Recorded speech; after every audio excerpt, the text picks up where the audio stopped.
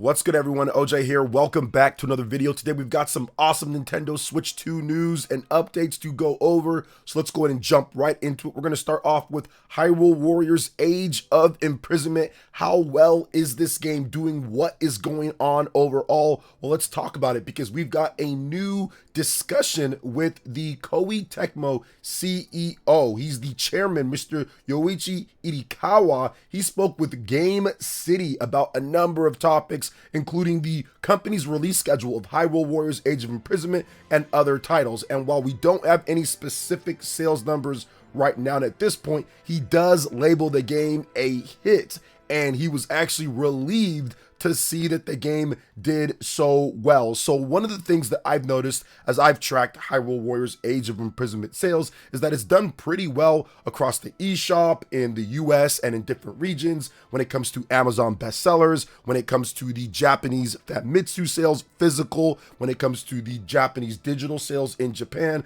Like, there's a lot of different places that you can look at on Amazon or on different retail sites that Age of Imprisonment has been one of the better sellers. Now, is it selling the top game? Absolutely not. But has it sold decently enough? Yes. Now, Mr. Paul Gale Network, who does have some sources and he's gotten a number of things right when it comes to game and system sales, he tracked it at over 600,000 units or so at the beginning, around the time that it launched. Pull up the tweet for you guys here. So we tracked it pretty good. It's on its track, or it's on its path, more like it, to be a 1 million plus seller, as it's a Nintendo Switch 2 exclusive and the Switch 2 still building its install base. So we'll see if Nintendo announces it as a million seller when we get the sales numbers for October, November, and December in February of 2026. Any game in the quarter that sells at least 1 million units, Nintendo will talk about, they will list overall. So we'll see if it does that. But even if it doesn't hit it at that point,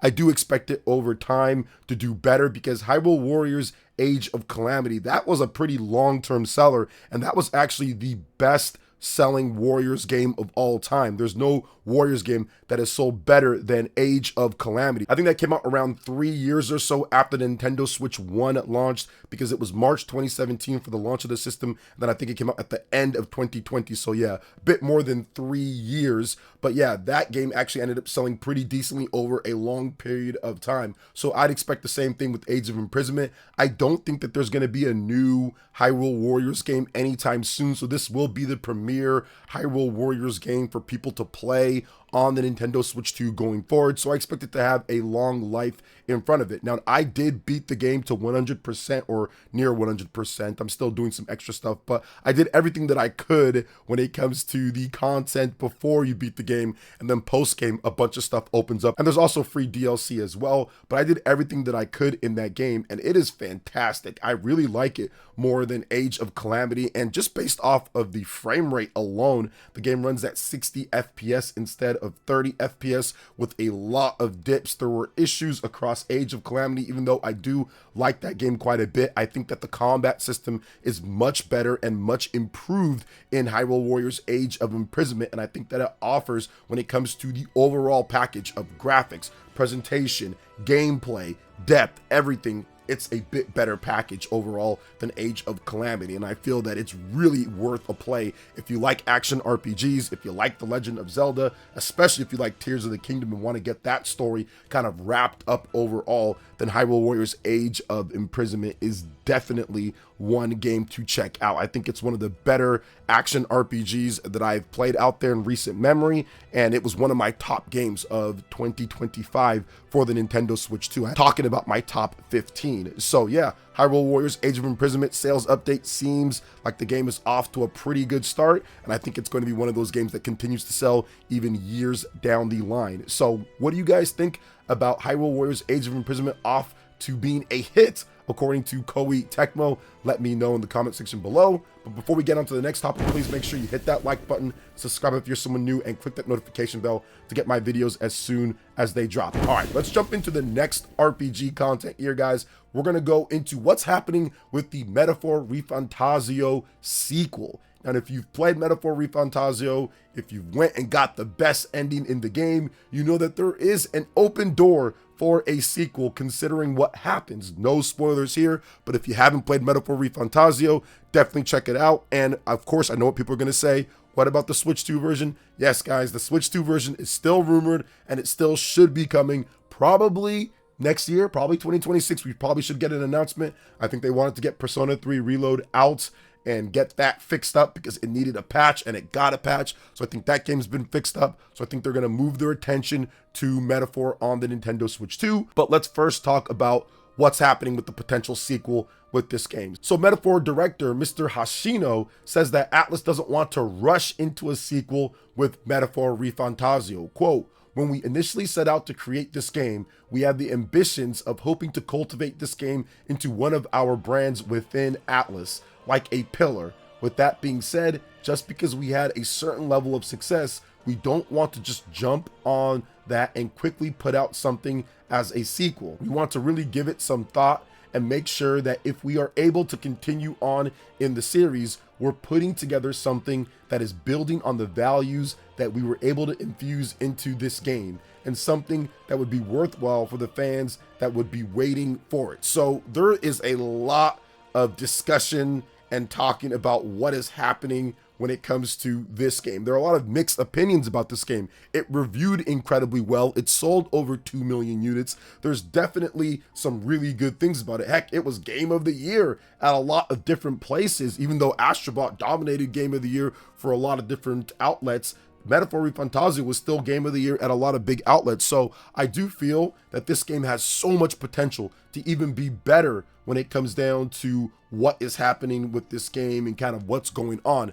I personally love the game. It's one of my favorite JRPGs of all time. One of my favorite RPGs just flat out of all time overall. So I would really love for them to take their time with a sequel. Get a Switch 2 version out, get some updates out, do whatever you need to do to improve or to take the base package. I mean, I know people hate the whole royal version of games and stuff like that, but I mean, if you're going to take your time on a sequel, you might want to do something like that in between overall, just to get something out when it comes to this game so people can remember it, at least when it comes down to having a release. Or maybe some people are even waiting for that royal edition of this game or that golden edition of Metaphor. But either way, even if they don't decide to do that, they can still get a Nintendo Switch 2 version out, which I think would be pretty popular. And I think that could sell maybe 1 million units just on the Nintendo Switch 2 by itself, considering how Japan maybe didn't buy this game as much as maybe it could have sold because they're waiting for a Switch 2 version. So I do think that getting the Switch 2 version out should be the top priority for the Metaphor ReFantazio team, and then of course working on ideas and working on different things for these sequels. So for me at least, I'd love to see them just completely do away with that calendar system. I think that while the calendar system, it's okay, and I think that it works within the game structure, I think that it's not as bad as how maybe previous Persona games can be when it comes to that. But I think that just doing away with that system, and if you want to add some stress or some time management, basically build that into maybe time limits for some of the stuff that you do in this game or some of the side activities.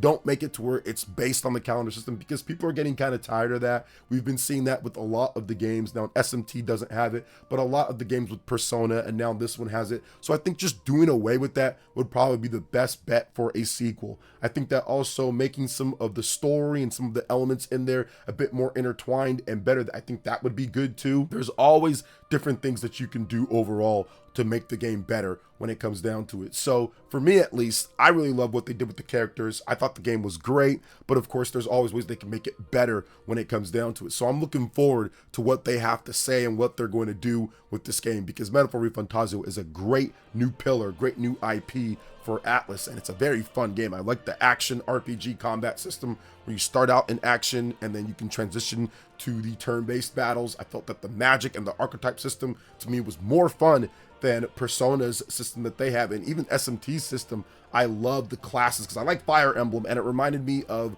a infusion of Fire Emblem, SMT, Persona, all of these games kind of mixed together. So yeah, I like what they did with this, and hopefully they make it even better for the sequel, and of course get that Switch 2 version out. So what do you guys think about Metaphor ReFantazio potentially there being a sequel in the next number of years and them not rushing into it? Let me know in the comment section below. All right, and moving on to the next topic here, we are going to discuss the timeline of Metroid Prime 4. Now, I have completely beat Metroid Prime 4, and I think the game is fantastic. I scored it a 9 out of 10 in my review. Check out my review if you haven't seen it. It's up on the channel. But I wanted to talk about what one of the Metroid Prime 4 dev team members had to say, because the placement is interesting overall. Here's what they had to say. Quote, unnamed team member, but they said this: the setting is after Super Metroid and before Metroid Fusion. However, in this game, Samus has traveled through time and space and jumped into another dimension, so from now on, you won't have to worry about the timeline. We were intentionally conscious of this setting. This is because we wanted to be able to create a free and original setting for Metroid Prime without affecting the 2D Metroid series. The Metroid series is definitely getting a little bit convoluted in terms of where it's supposed to be. The 2D games, which are older than the Prime games, are taking place after the Metroid Prime games. Those ones are more prequels and things. So yes, and now we have Samus jumping through space and time and kind of going and doing all different types of things here. So yes, there's a lot of stuff with this game. Now, the thing about this, to me at least, that gets me excited about the future is that I was wrong on exactly what was happening with this game. Apparently, they were handed some stuff from the previous Metroid development team in terms of what they were working on, and they kind of had to make a good situation out of a bad situation. Now, it was rebooted from scratch, but there were still some things that they had to think about and do overall. So they really turned a bad situation into something, to me at least, that was the best playing when it comes to a control standpoint, shooting, gameplay, best playing Metroid game that I've ever played overall. Metroid Prime game, I should say, that I've ever played overall. So I'm excited to see them actually be able to say, okay, we're going to create a game that doesn't have this attachment to it, that wasn't in development with somewhere else, that we can create from ground zero, Retro Studios, from top to bottom overall. So that is really exciting to me. And I think that the next game, Metroid Prime 5, whatever they do next, because if you've played Metroid Prime 4, obviously there's things that are set up for this game to be a Metroid Prime 5. So I am super excited for what that game is going to be. I think Retro Studios, with the talent at that team, with what they've already created on the Nintendo Switch 2, they can simply take what they've done, they can make it Nintendo Switch 2 only, they can push things even further because they don't have to worry about the Nintendo Switch 1, and they can create a game that truly lives up to everyone's expectations when it comes to Metroid Prime. So I think that this next game that they have for us, that they're going to do, will really be that game that people are going to be like, okay, here we go overall. There was some experimentation that I felt that was good, but wasn't necessarily fleshed out all the way, and could be fleshed out even better now with more time and kind of starting from this point now that they've established something with Metroid Prime 4. And I think that it's the start of something incredible. I don't think we're going to have to wait like 10 years or whatever the case is, or 8 years or whatever. We're not going to have to wait that long, or 18 years from Metroid Prime 3 to Metroid Prime 4. I think it's going to be more sooner than later. I think they're going to reuse assets. I think that they're going to take what they've already worked on. They're going to make the graphics even that much a little bit better now that they can push the Nintendo Switch 2, and they're going to go from there, and it's going to be incredible. So I cannot wait for that in the next number of years. Metroid Prime 5, I think it's happening. So what do you guys think about what the developers had to say here about Metroid Prime 4 and the timeline placement? Let me know in the comment section below. All right, and moving on to the final topic, we're going to be discussing Fantasy Life I, the girl who steals time. These sales have hit a new milestone, 1.5 million copies sold. Over on Twitter, the official Fantasy Life Twitter account had this to say: worldwide cumulative sales surpass 1.5 million copies. Fantasy Life I has surpassed 1.5 million copies in worldwide total sales. In gratitude, we're releasing new illustrations. Please continue enjoying the powered up slow life with the free major DLC. A limited time sale is also underway where you can purchase it at a great discount. Don't miss the opportunity. So absolutely great to see that Fantasy Life I, the girl who steals time, is doing great. There is a big free new DLC that adds in a rogue-like mode, and then you can take those rewards and bring it back to the main game. And the sales of this game are really good. It comes at a crucial time for Level 5 to where their games need to do well overall, as they are self-publishing. They're not the biggest publisher out there, but they make fantastic games that take quite some time to make overall. So it's good to see that Fantasy Life I has done so well. I know that the Nintendo Switch 1 and the Switch 2 have been a big part of the sales. This game is on pretty much everything though, so you're able to pick it up on whatever platform you like the most. And I know that with the Nintendo Switch 2 edition of the game, they've updated that and it's a lot better than the Nintendo Switch 1 version. So if you're someone that has the Switch 1 version, you can update to the Switch 2 version if you picked up that system recently, or if you plan on getting the Nintendo Switch 2, and it runs great on the other platforms as well. So this is just good to see, and it's going to be interesting to see exactly how they kind of take this momentum into 2026, as they've got games like Deca Police that are on deck and Professor Layton as well. I think those games have a good chance at selling even more than what Fantasy Life did here. So what do you guys think when it comes to everything that we talked about here? Let me know in the comment section below. All right, guys, that wraps it up for this video here. Thank you so much for watching. I do appreciate it. Please make sure you hit that like button, subscribe if you're someone new, click that notification bell, and check out my other Nintendo Switch 2 RPG content and more right here on screen. Thanks for watching. We'll catch you guys for the next one. Peace.